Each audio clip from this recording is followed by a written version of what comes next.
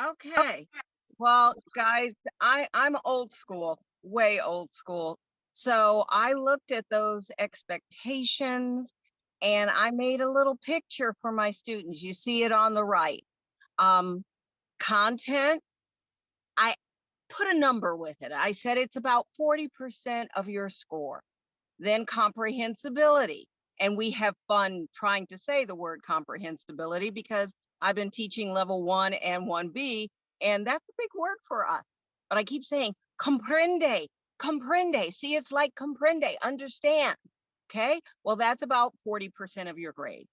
And then look at the little piece of the pie, the little bitty one. That's 20% of the grade. Accuracy.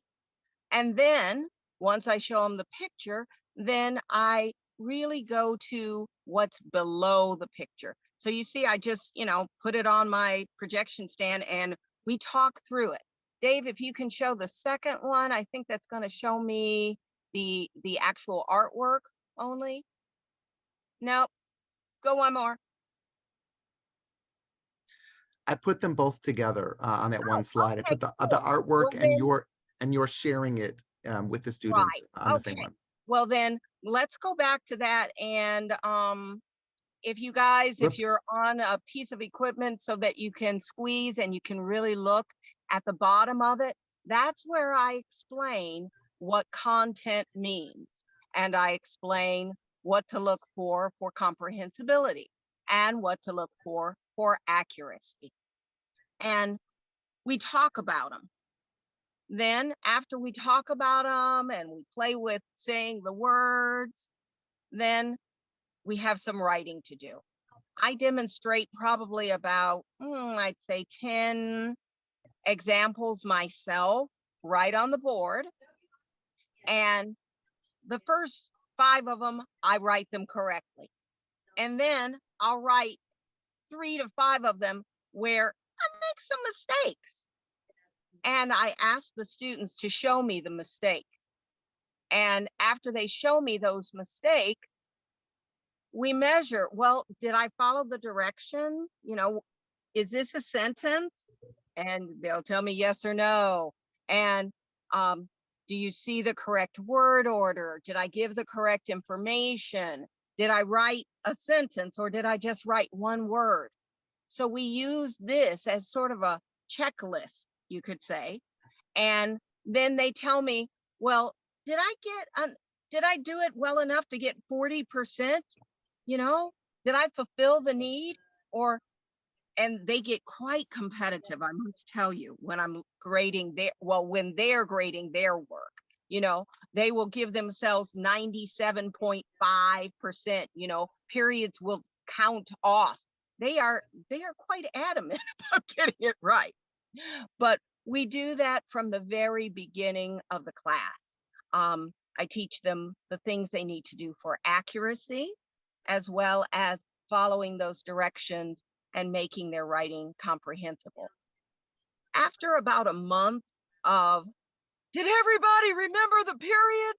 Did everybody put capital letters and doing a dance when I find these things in their writing? Yes, I am crazy, but I keep myself entertained and they laugh too. Then I give them this document you see now.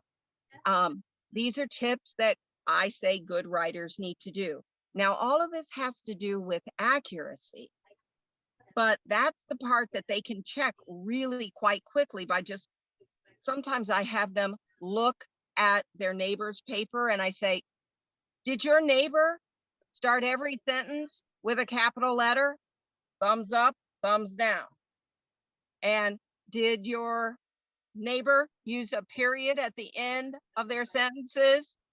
Thumbs up, thumbs down. So we do a quick check like that. And that way they get used to looking for those things, not only in their neighbor's writing, but also in their writing. And Dave, can you go to the next part, the next slide? Okay. So after we do that writing and we start checking the writing, then I have them pair up because I've done all the modeling. So now I have them pair up and I use the mini whiteboards that we keep getting whenever, well, we haven't had any of those workshops together for a long time, but we used to get them, packs of 10 of them. And I have them work with a partner and I project a picture, usually the opening picture from Ventures, and I ask them to write sentences.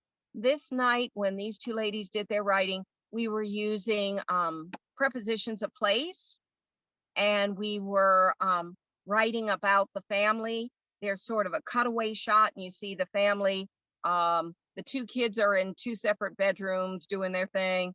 Mom and grandpa are in the kitchen. Grandma and dad are in the living room, and they have to write sentences using prepositions of location and family words. And I have them do the writing. And then after they do the writing, then I take all the boards and we put them on the projector and we correct the writing. And when people look at the corrections and the number of corrections, then they rate each other. And if you get 80 or more points, then you get a big happy face on your board and everybody salutes you. And then this time we took pictures and I'm going to put those on the board because the accreditation people are coming. So that's what we've been doing in my room. But I've got one more slide, maybe.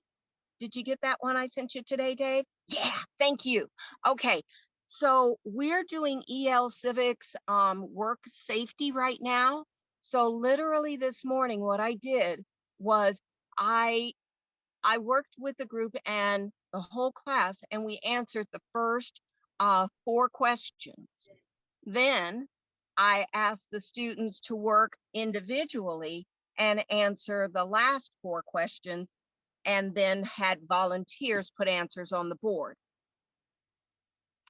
After I had my answers on the board, then I showed that apple pie again, and I had the class rate the answers that were written on the board.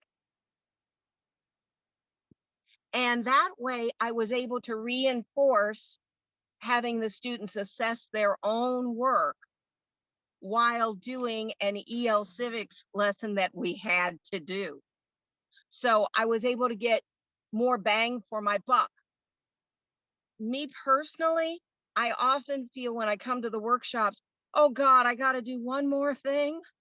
I don't think I can do one more thing. So what I try to do is to integrate this assessment piece into regular lessons. And I don't try to assess a whole big writing assignment. Someplace between 4 and 10 questions. That's all we try to assess as a group because it's overwhelming otherwise. And I want them to see quickly how well they're doing. So it worked really well and they're doing some mighty good writing and I'm quite proud of them, I gotta say. So that's just what I wanted to share today.